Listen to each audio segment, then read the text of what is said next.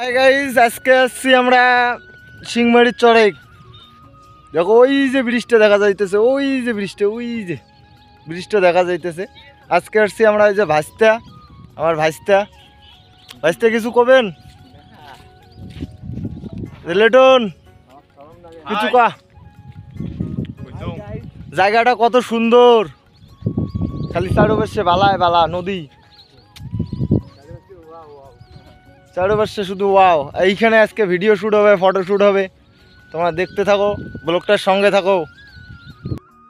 আজকে আসছে ফটো শ্যুটে, এখন ফটো শ্যুট হবে।